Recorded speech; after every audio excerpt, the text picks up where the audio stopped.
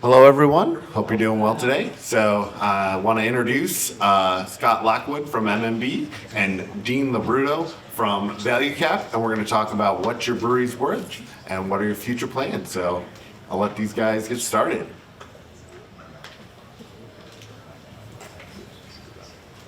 Does this work? Okay, great. So my name is Scott Lockwood. I am a partner with MMB & Co. We're based out of Rochester, New York.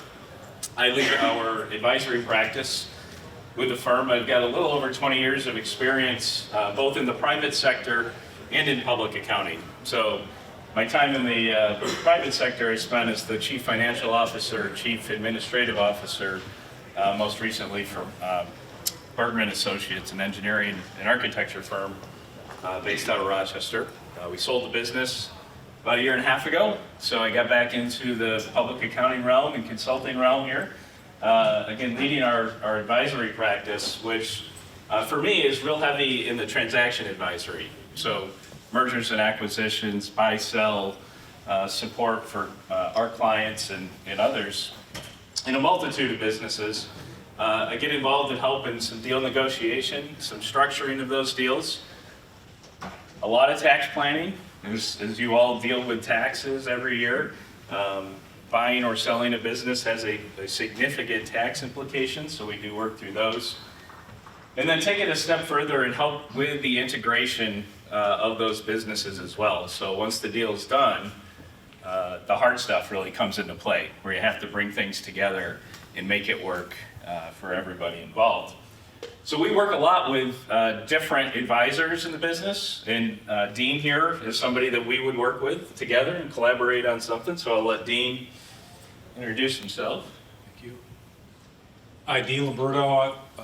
I'm the founder of ValueCap. We're an M&A business brokerage. Our core service is the buy-sell work, helping buyers buy good businesses and sellers sell at the best price and terms that the market will bear.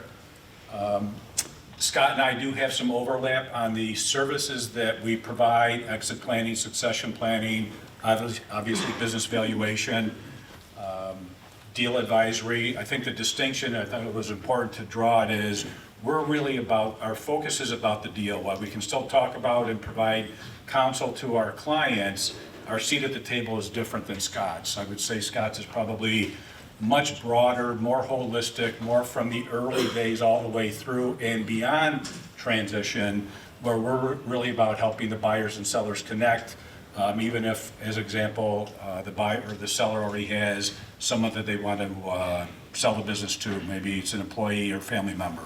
We can get involved in that. I've worn pretty much every entrepreneurial hat in my own background. I have bought, built, borrowed by way of licensing, and sold a business.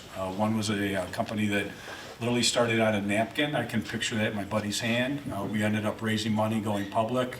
I learned a lot. I did not earn a lot, but I've been through those paths, worn those hats, seats at the table, what will you? And I've been in this industry going on 16 years now, again with a focus on helping small to medium-sized business owners transition their business. And again, we offer the valuation and pre-market planning services really to help them improve the odds of having a successful exit. I think that's it. Back to Scott. Great.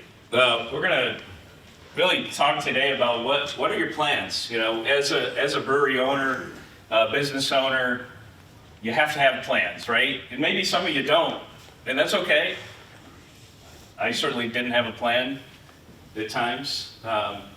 You may be thinking about growing your business. A lot of people want to grow the business, grow. We think about that a lot, but what we really want to talk about today is the exit of the business. So, as I said earlier, there's, this association's been around for 20 years now.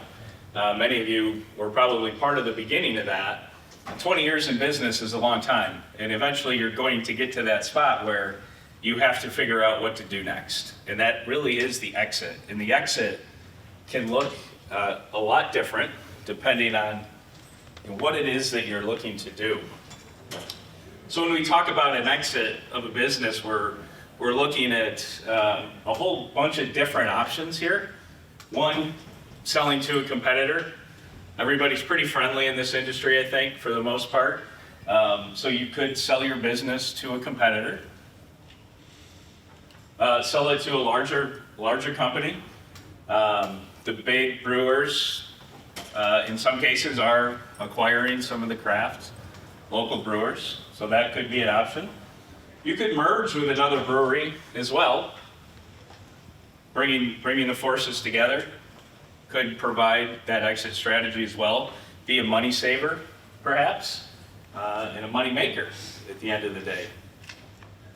One that we hear a lot of is, I've got a great team of people. I love the people I have. I'd love to be able to transition the business to my employees and sell it to them, which is great. It's awesome. That would be great to do, but a lot of times what we find is the employees can't afford it. They don't have the money, they don't have the capital to do it. But we can talk about different structures there as well. And the other side of it is just to close the business.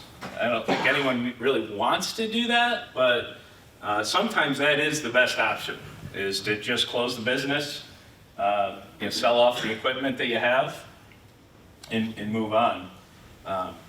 So a whole bunch of different options, and part of what we do as advisors is really work with all of you to understand your unique situation. And every single deal we get into is going to be different based on your situation. So there's not a cookie cutter approach to these things, and it's something you really do need to work with your really closest advisors, which can be bankers, it can be lawyers, accountants, business brokers, whoever it is that you trust. Having those discussions early will kind of help set the stage for the business itself, how you run the business, some of the things you do moving forward, depending on what strategy it is here that you want to do in terms of the exit. Has anyone in here actually sold a business or brewery? Has anyone thought about exiting, selling, getting out? A lot more of you than probably raised your hands, I guarantee that. So we're seeing it, if you see the growth curve of the craft industry, not just in New York State, but all over the country, we've seen this sharp increase in number of breweries that exist and now starting to level off. And eventually what's going to happen is that curve's probably going to start coming down here a little bit, or really stabilizing, just from a market saturation standpoint. You all know it. You know how difficult it is to be profitable, to consistently do it. It's a hard business to run and be a part of. Being here today, I'm sure, is very stressful for some of you, wondering what the hell is happening back at the ranch, so to speak, because you guys are involved in it, and you're involved in the businesses firsthand. So this can be a very sensitive topic for a lot of people, a lot of business owners. They don't want to talk about it. They don't want to think about it.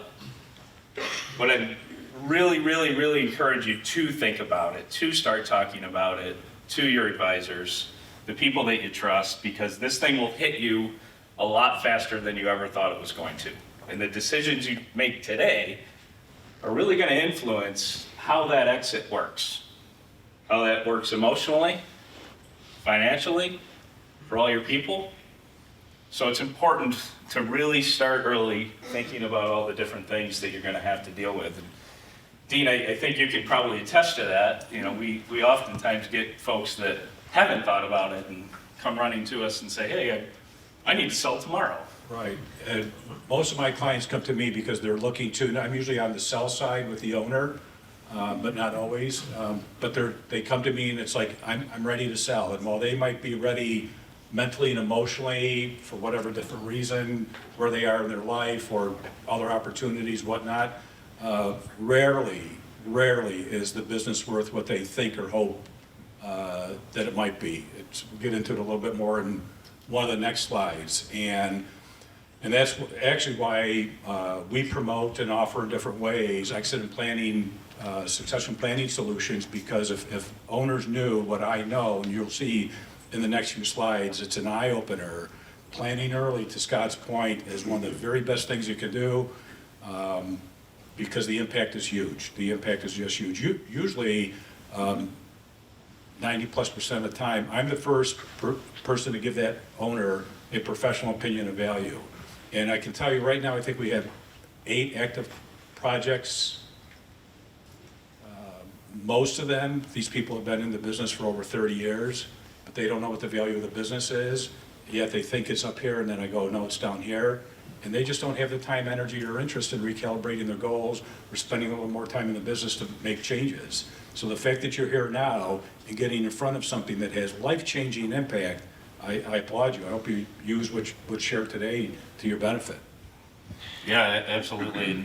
You know, as we go, as people have questions or thoughts or comments, please, feel free to chime in, raise your hand. We're happy to make this very interactive. So when you think about what is the value of your business, you all have in your mind, I'm sure something of some sort. It may be it's worth $10 million. Maybe it's worth $0. Maybe it's worth $150,000. My guess is usually, to Dean's point, everyone thinks it's up here. In reality, it's probably down here. And that is a very difficult thing to swallow. And that's why it's important early on to understand the value of your business. And why do that? Why understand that value? And what we wanted to do really here is present some of the things that really help create value and impact value in the business. So as you're running your businesses and growing and thinking about that exit down the road, a year, 2 years, 5 years, 10 years, what are the things that you can be doing to really help create and drive value for the business? And we won't go through all these, but all of these types of things really create and impact value.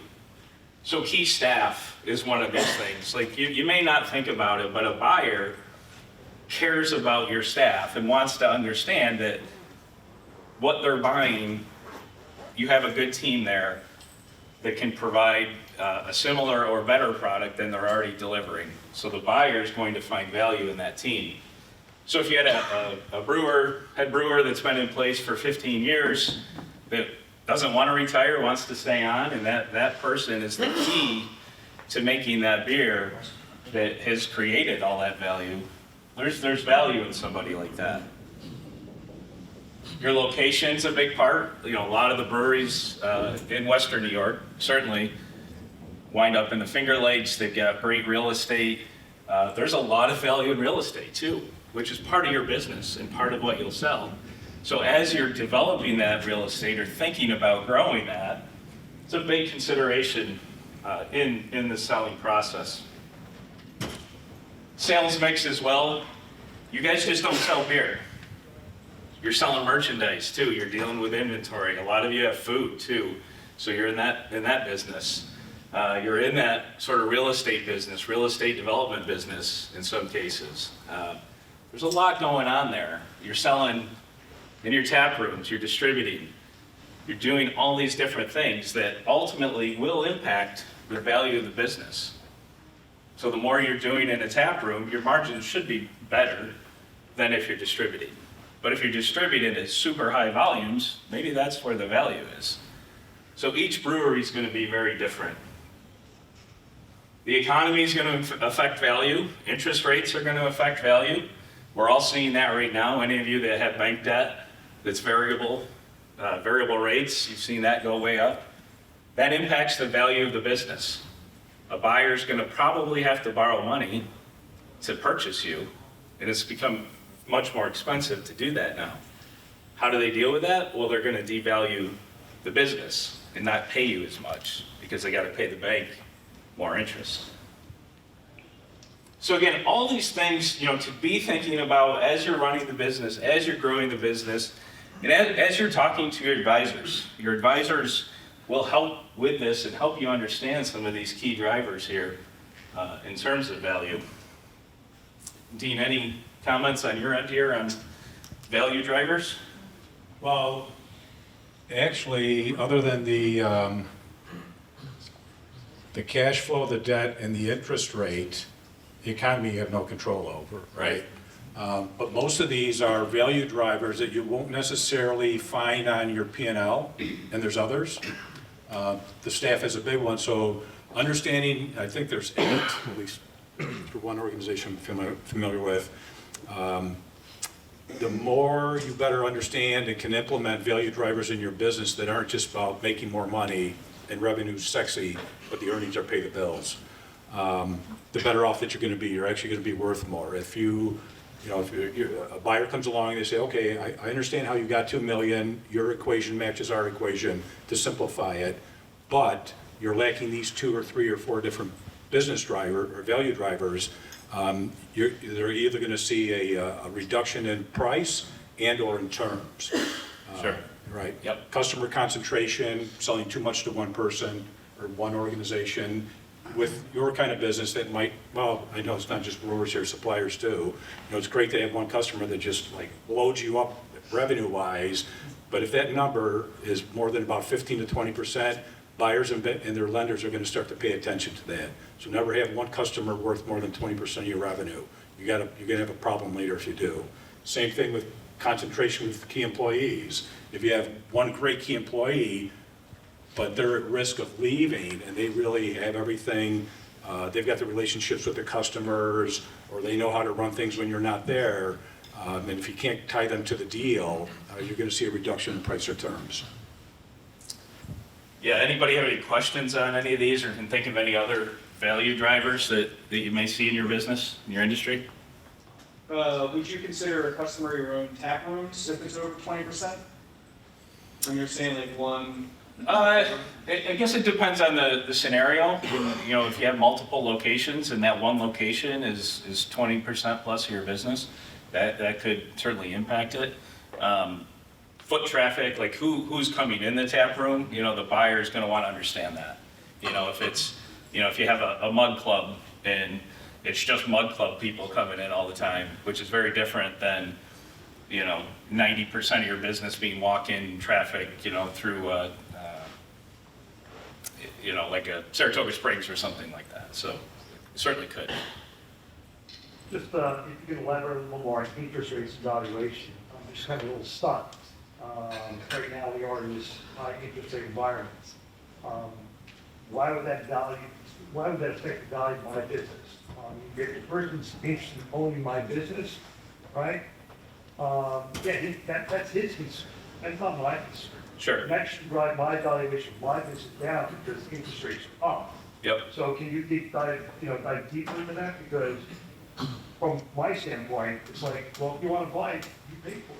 Yeah. And then opposed to just my valuation on my business because you can't afford to buy it. Yep. Yeah. So it comes back to this idea of there has to be a willing buyer at a price.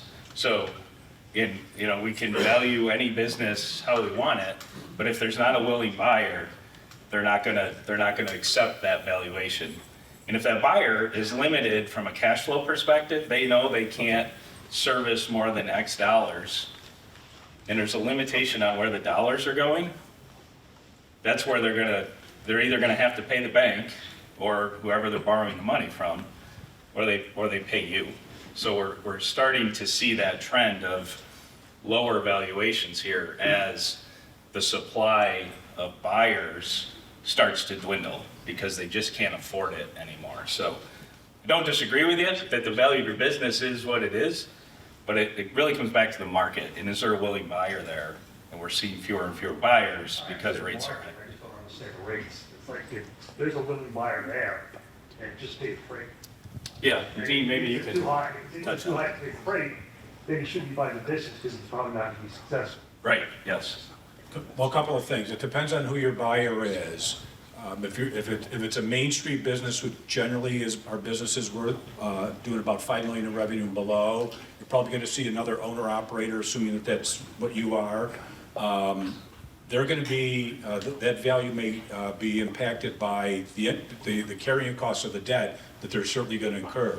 If you're above that, if you have about $1 million in EBITDA or better, up at the private equity and M&A level, there's more demand and more cash than literally ever before, long before I got in the business.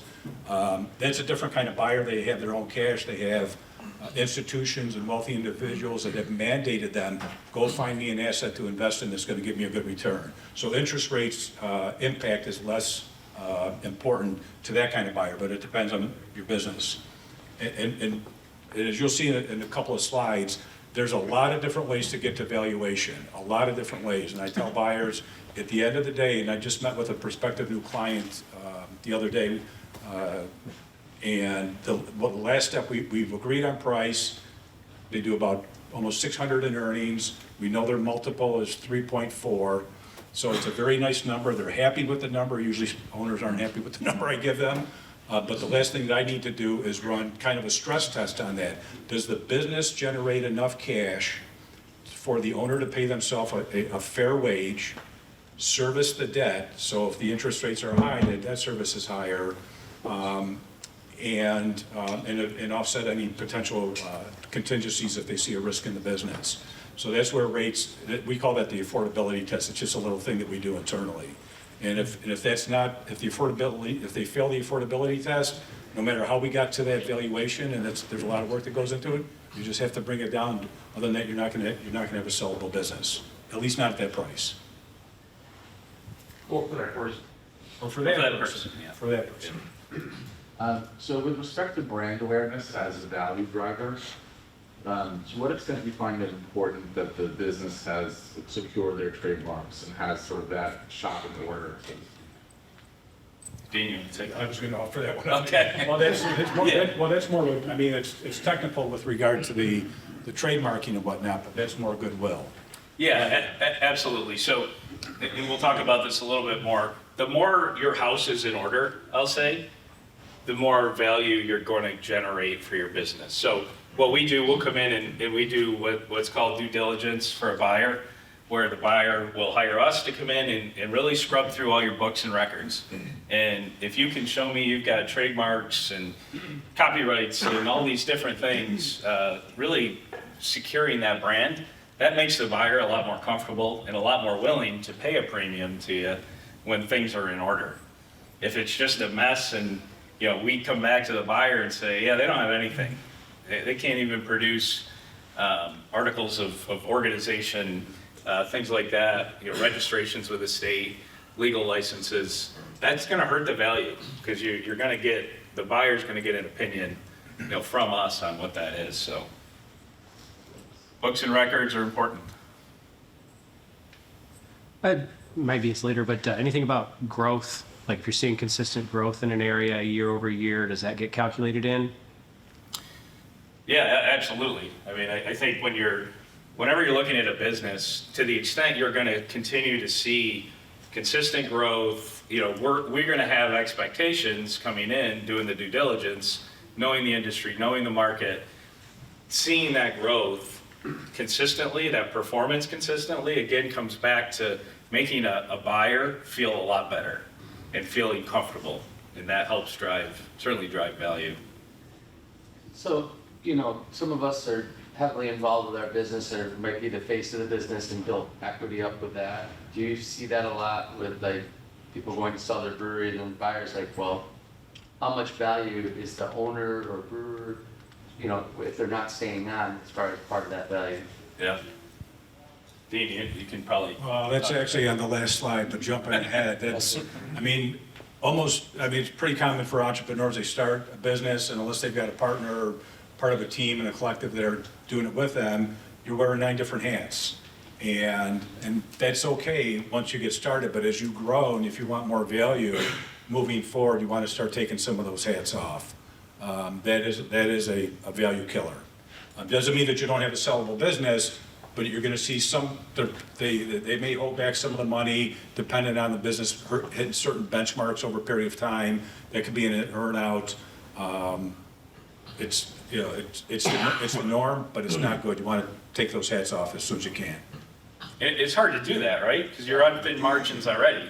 Right. You can't just go hire 2 more people and think they're going to do it. But it's part of sort of strategically thinking about how you grow and who's doing what for you. And part of it too is how much you want to work still. You could sell the brewery to somebody else, and if you're going to work for 10 or 15 more years, there's not really a big issue there. you're there, you're gonna do it. You're gonna help them generate the money and the profits to pay for what they bought. But if you're saying, yeah, you buy it, I'm out in 4 months, there's a lot more risk there for them to take on. All right, good questions. So what is my business worth? As I said earlier, it's worth what somebody's willing to pay for it. If there's a dead market out there and nobody's gonna buy it, it's not worth anything.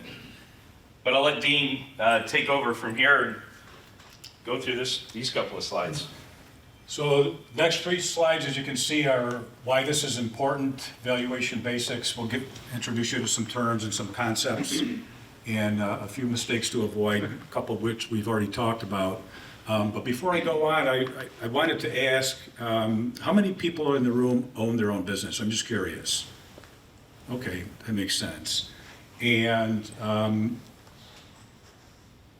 would anyone like to introduce themselves and share with us what you're hoping to learn here? Just out of curiosity, you don't have to, but make it more interactive. My name's Mark from Six Harbors Brewing. Been in business for about 4.5 years. Worked in the asset management industry for 30 years and looking to make an exit strategy. So I thought a brewery would be a good idea, and it's working out pretty good. What I want to get out of this is I have only 80% of the company. I got 20% in the partners. So we paid a lot of partners back within 1.5 years. So we don't know. That's fast. Crazy. I said that's fast. Okay, yeah, well, that's my goal. My goal was big. It's a risky business, so risk and rewards we good most people. Right. One of our investors is kind of sick and possibly needs to be bought out, so that's why I'm here to figure out, what's the valuation of the company so we can, gain profit.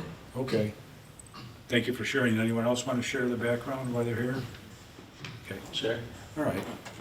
I'm not looking to sell Dan Pellegrino, Heritage Hill, but I'm bringing those partners in because of an expansion.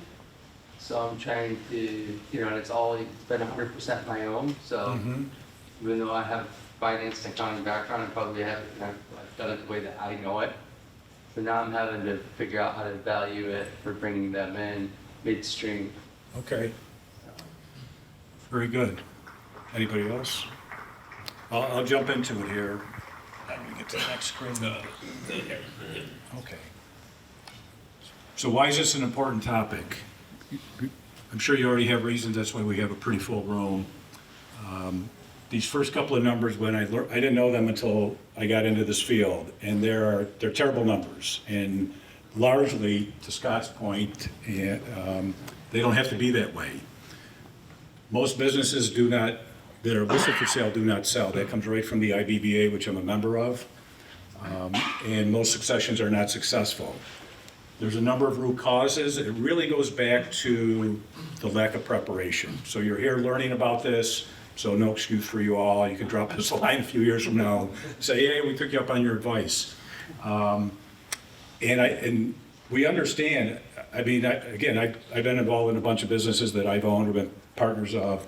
And when you get started, you're just trying to get your legs under you and get going. So who really has time for something that's boring and dry and you're not even thinking of? You're just trying to find a way to keep the lights on and maybe even grow beyond that. But it's very important that as soon as you possibly can, what point in time, you start to find some time to work on the business just in it. Corny old phrase, but so much wisdom in that. And again, the assumptions based not on realities. Mark may have heard that a business like his sells for 2 times revenue when in fact it's 3.5 times earnings. And so they take that from wherever they got it from, a cocktail party, whatever. And it's just not real. It's just not real. And examples, most owners do not know the value of their business. As I mentioned earlier, most of the time, I've probably talked to hundreds of business owners throughout my career, and I could probably count on these 2 hands how many have actually had a real valuation done prior to coming to me and say, Dean, can I sell my business? And you just think about it, you tie in that last bullet point, 84% of owners plan to fund 60 up to 100% of their retirement account through the sale of their business. Yet they go, two of my owners right now, 37 years in their business, and all these years they've been driving towards, making this sale happen, and they've got this piggy bank. They don't have a clue what's in it. I mean, you put money in your bank account, your 401k, however you save it, wherever you put it. Once in a blue moon, at least, you're looking at what the balance is. When it comes to small business ownership, for whatever reason, I don't understand why they don't do it. It's a mind blower. That's why I think, so I was so happy that I was invited to present here. I believe that if you find out what your business is worth way sooner than later, and you go, okay, it's a number I can live with, or I'm trending towards a number I can live with, then you're good. But if you're not, then chances are you're probably not going to be happy with that number or the trend line. You're going to start to pay more attention to what can I do to start to move the needle, so when it is time to sell to a partner, bring in investors, go to the third market, sell to my key employee, you're going to get the kind of number that you deserve after a life's work. And Dean, I'll just add, for those of you that don't, we talk about having a valuation done or a formal valuation done. That's something, it's a service that a CPA firm would provide or Dean's firm would provide, that there's an actual method to the madness.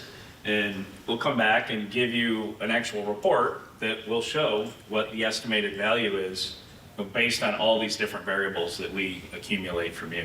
It's a few $1,000s to have something like that done. I would say it could range as low as maybe $2,500 up to as high as $15,000, depending on the complexities that we're dealing with here, and certainly a lot higher too as you get bigger. But, You answered it. okay, that's great. Very good. Money well spent, and you can write that off as an expense. It is tax deductible. So I'll introduce you to some terms and explain a few concepts, some of the methodologies that go into valuation. If you're a Main Street business, again, it's not a hard number, 5 million and below in revenue. You're probably going to be looking at SDE, seller's discretionary earnings, and that is all the money that the owner pulls out of the business directly and indirectly. Net income, salary, interest expense on your debt, not the loan payment itself, but the interest expense, because we don't know what the next buyer's, what the next owner's, his debt load's going to be. So the government lets you write down that expense to lower your taxes. So that's discretionary.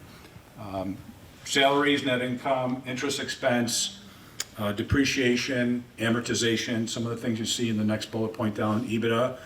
And then any perks. The business pays for your car, the business pays for your health care, pays for some travel. All those things get added back in, fourth bullet point down, add backs, get added into that net income number, and then we apply a multiple to that number. And that's an oversimplified way to come up with value, but that's SDE.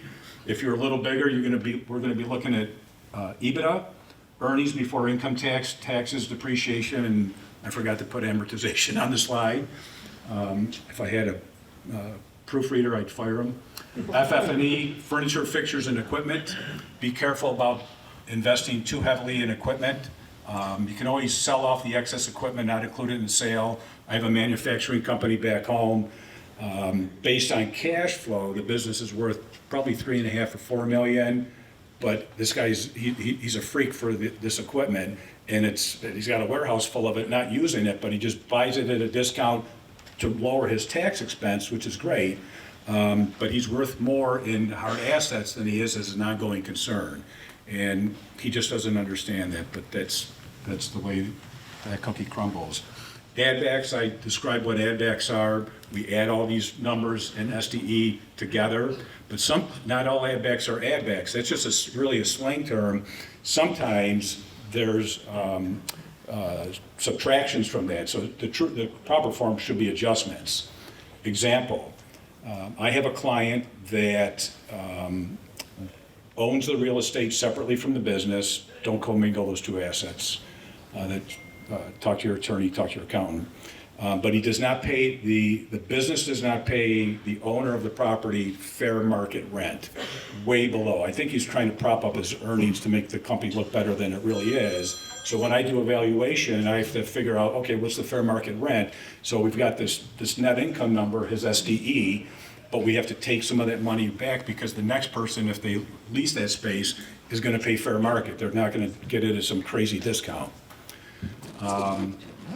There's two, at a very high level, there's two types of valuation. They're both certified and non-certified. All of our business appraisers are certified appraisers, but not all the reports are certified per se. The distinction between the two, certified, it's really the scope of work. They're much more thorough. And which one you would choose or that we would recommend would be more on what are your circumstances and what do you need it for. If you're gonna buy out a partner, you could go either way. Certified would probably be better unless it's really on friendly terms and they recognize the quality of the work. If certified, if you're gonna present to, if you have to go to court, I think of a gentleman that was going through a divorce, the wife wanted her piece. A judge is not going to look at a non-certified report. You've got a problem with the IRS is not going to consider a non-certified report. We have some sell projects where we intend to present the valuation to the buyer once we get far enough along in due diligence. We have to have certified. You know, private equity is going to just laugh at a non-certified report. But if you're just doing internal planning, even if you're trying to raise money, especially if it's with folks that you know, you could get away with a non-certified. They cost a little less, but none of them are really, they're not gonna break the bank. Next level down, 3 approaches. So a business valuation properly done will look at your business, how much is it worth based on the income that it generates? What is it worth based on the assets that it owns? Assets minus liabilities, it's X. And what's it based on the market, comp sales, just like a real estate agent would do. And we have access to a couple of different databases that can let us know what the multiple is for your business based on a lot of different factors. I think the next slide, I actually have a sample that I can show you. And each approach, each of the 3 approaches has multiple methodologies. So it's not as simple as, oh, I heard my buddy got 2 times X. There's so much more that goes into this. The income approach, I believe, has 3 methods. The asset approach has 2, and the market approach has 2 methodologies, that is. And you'll see that on the next screen. Again, valuation properly done will also look at a risk profile. There's all different kinds of risks. Some of them are in the business and some of them are related to the industry. And a properly trained business appraiser will know how to assess those risks. This is where it's not just the science of knowing these equations. There's a judgment call based on lots of training and lots of experience that lets them say, okay, this particular business, I see these kinds of risks, and we're gonna weight them accordingly, and that'll move that valuation number up and down. And then with risk, Dean, if I could just step in, that question you had about consistent growth, that helps us with risk. It helps sort of de-risk it. You think of it, a risky industry, tech is a risky industry, as we've all said. Maybe some would say banking after the last few weeks. But, the tech spikes just go crazy. And they create a much higher risk profile than a really steady business in a good, saturated market that is very consistent. So Right. This would typically be one of them. And then one of the last major components of a properly done valuation is benchmarking. How do you stack up against your peers in your industry based on cost of goods, revenue per employee, profit margins, et cetera, et cetera, et cetera. Where do you get that benchmarking data for something like a niche industry like ours? And what type of business do you? Brewing. Brewing? Breweries. I mean, that's Well, really small. one of our sources, IBIS World, I forgot what it stands for, I just have access to their data. But there's a lot of organizations out there, and Brewery, the way that it's been growing the last decade or so. You would also want to check with Bart Watson while he's here. He's good. Oh, we've got someone here? He's our presenter tomorrow. He's the chief economist for the National Brewer Association. So he has a lot of that data and compiles it. So that would definitely be someone worth talking to. He could probably point you to some great resources, I'm sure. Yeah, and niche providers in the industry too that have done a lot of deals can help give some support to that outside of that database as well. So I don't know if you can, people at the back of the room can see it, but this is a snapshot off an actual report that we did. The business is listed for sale as we speak. If you look at the top left corner, you see the market approach. They looked at comparables based on a multiple of revenue, and the median is what, six and change. Then you come down market approach based on a multiple of SDE, 1.27. Then you look at the income approach based on capitalization to cash flow. I think that's more theory, but that's just me. What's your business, what could possibly look like in the future based on what you're doing today? 2.4, next one down, multi-stage, 2.4. And the appraiser who did this report did not include the asset approach based on book value in here because the business is clearly not worth a negative $280,000. So they just took that one off the table. Again, a properly done valuation looks at all the approaches, all the methodologies, and then makes a case, which is further down in this 45-page report, why they used what they used and how it was weighted. So in this case, and I use this one because it's a manufacturing company, which brewers are, right? You're making your beer, you've got equipment, and you've got cash flow. So that's 1.8. I think it's important for everyone to realize too, the reality is your business can be worth less than zero, which is crazy to think, but if you think about it, you've run the business into the ground and you've got all this debt sitting there that you owe back to the bank or somebody. There's no buyer, there's no cash left. You're gonna have to pay the bank somehow. So you could come out of pocket potentially and have a business that's worth less than zero potentially, which doesn't sound like fun. I have one, and I just this morning got a text that we finally have an accepted offer. And it's the first scenario I've ever had like this. I've never seen a seller have to bring money to the closing table. At the time that we started the valuation, the business was doing well, everything was trending upward. What we didn't realize that we learned after we took it to market and buyers are asking questions and we're digging deeper and deeper and deeper, is my seller, he didn't really understand his business. His year-end numbers came in, we started the process in July, I think, August, took it to market maybe September-ish. Year-end numbers come down, his revenue's down by 30%, his net income is down by 70, and he can't even explain it to me. I mean, he's that, some owners are great at making great beer or providing a great service, whatever that might be, but they just don't understand the financials. So you have to have someone on your team that'll kind of round out the expertise in your company. And I said, make up the name Joe, we got a timeout here. We got to adjust the price, or I strongly recommend we take it off the market. Let's figure out what's really going on, fix this thing, and go back. But he waited so long. He's one of the guys that's 37 years in the business, and he's burned out. And long story short, he's actually, in his debt, the bank's going to start calling his notes. I happen to know that because the bank gave him a referral. He's actually having to come to the table with a couple $100,000 just to effect the sale. He's going to get that money back and then some from the accounts receivable that are going to come in over the next 6 months. It's all insurance money. He's in the restoration business. So he fixes your house, fixes your building, and months later he gets paid for the work. So he'll end up being made whole, but here's a guy that's 37 years old in the business, was putting plenty of money in his pocket, but leveraged up to here, doesn't really understand the finances. It's the first time in I've never seen anyone, he's going to write a check for almost $200,000 just to turn the keys over. It's sad. It's so sad, and it's so avoidable. It's funny you bring that up. Yeah, no, it's very real. I mean, you can get upside down in a business just like you get upside down in a house or a car. Yeah. Are they 15 minutes? Okay. This is my last slide.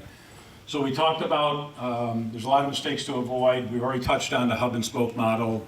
Take off as many hats as you can as soon as you can. I'm still wearing a few too many, but next week I have a COO starting because I'm not a back of the house kind of guy. So that's going to free me up. Knowing the value of your business sooner than later. You don't have to spend a lot of time or money. You can get this done very affordably unless you have a case where you have to spend a few more dollars because it has to go to the judge or the government. Quality, I saw an article one time, I wish I would have bookmarked it. Quality financial records will go a long, long way towards giving the buyer and who's ever banking, providing the banking, peace of mind. If they can't trust the financials, and they do dig deep, right? Yeah. They dig deep. They're gonna, okay, you look at your your P&L, does it match to a degree the tax return, which is really a fairy tale you tell Uncle Sam, just so you can pay less taxes. Now let's see the checks. Let's see your check ledger. Let's see canceled checks. All those things have to line up. If not, they're gonna find out where things aren't copacetic. And if they can't trust the financials, what else can they trust? Lack of documentation, not just the financial records, document your processes. Don't be an owner or a key employee and have everything in your head.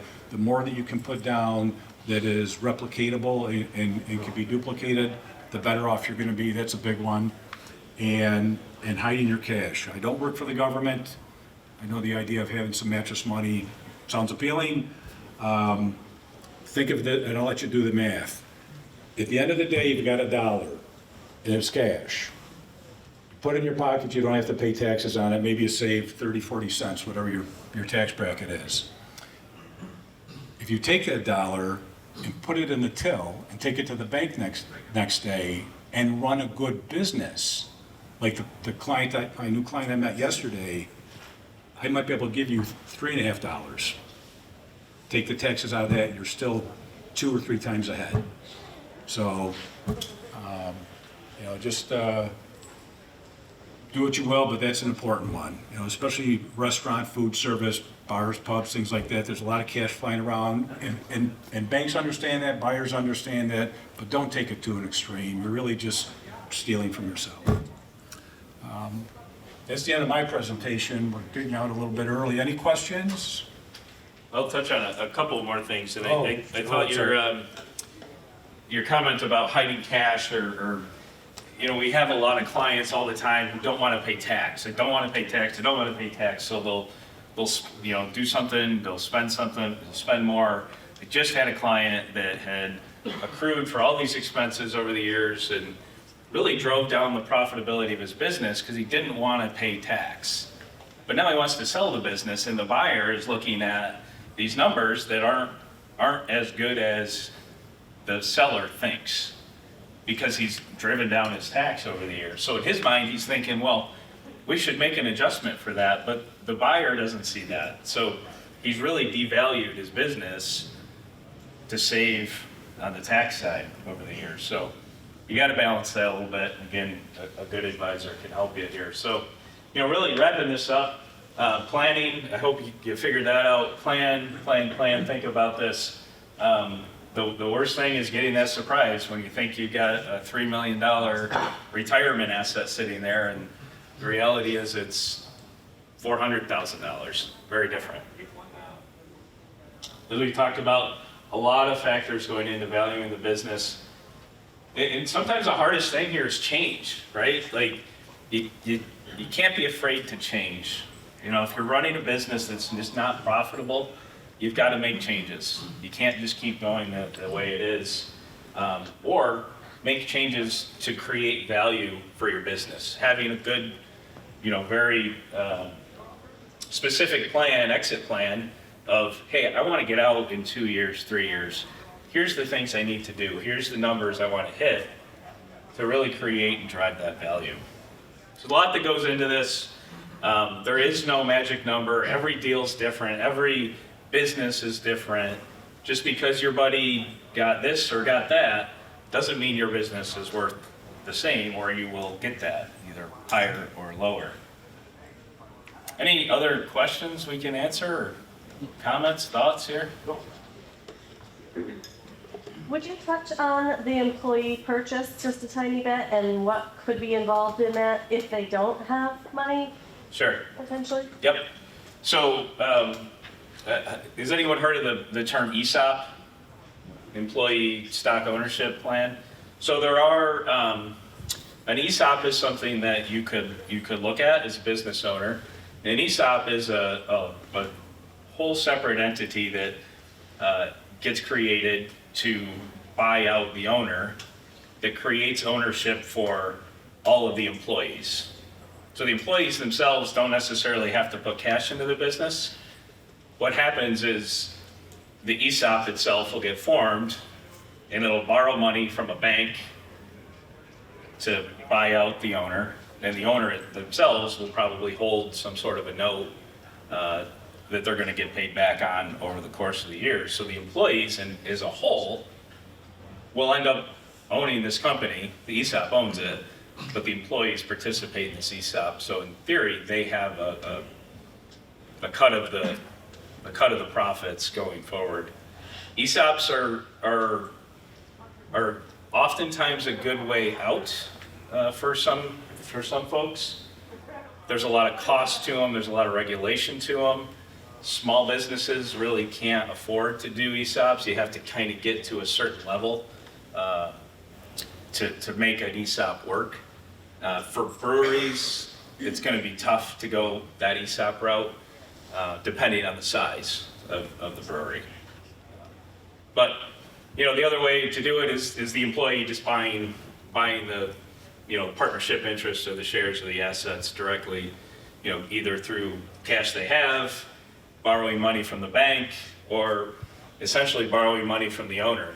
The owner saying, hey, I know you don't have the cash, it's worth $500,000, I'll hold the note, you pay me that $500,000 over a 10-year period, as you make profits. But as a business owner, there's a lot of risk in doing that. You're now reliant upon that person running that business for 10 years, making enough money to pay you. So it can be a challenge. If I can add to that, I had a situation where we took the business to the market. The client didn't like what he was hearing from the market, and he really just tapped out too soon. He felt this one buyer that he kind of fell in love with gave him too much of a lowball. But anyways, he ended up selling a minority share to his key employee, and 2 years later, the key employee went to the bank and refinanced. The bank looked at the transaction as buying the rest out as a refinance instead of the initial purchase. So it can be done in other ways and pieces. And I've heard of owners helping create a pool of capital that the buyers can tap into by way of deferred comp. You've got someone that's a producer in the business, even if they're not, whatever their job is, you come up with a plan, they hit certain benchmarks, and you bonus them. I'm just making up a scenario. You bonus them based on increased production, increased value of the business, and that money is set aside and used specifically to bring in the equity infusion, their portion of the cash that would be needed when it was time to buy them out. So ESOPs are great, but they just don't work for really, really small businesses, but there are some other tactics and strategies you can use as well. Just typical term, or what are the terms in terms of length of time of ESOP, whether you have a bank, so it's range? It depends on the business, the industry, risk, all that, I'd say. I've seen them extend out 10, 15 years in some cases. We've got some bankers in the room that may be able to answer that. I've seen some that pay out in 2 years, quick. Just, it all depends. Again, every deal's a little bit different. Probably impacted by cash flow, right? Is there enough cash flow to service the debt over that period of time? Yeah, it all comes back. At the end of the day, all this comes back to cash. Somebody's got to have cash to buy it, and you ultimately get paid for it. So Talk to enough bankers, they'll tell you the deal has to make sense. Yeah. Can have some hair on it, but if it makes sense. Yep. Anybody else? All right, great. Well, our contact information's up here. I have some cards as well if you want to come get any. Happy to answer anybody's questions individually, or feel free to reach out, emails, phone calls. I'm sure either one of us will be happy to take them. So thank you all very much. Appreciate it.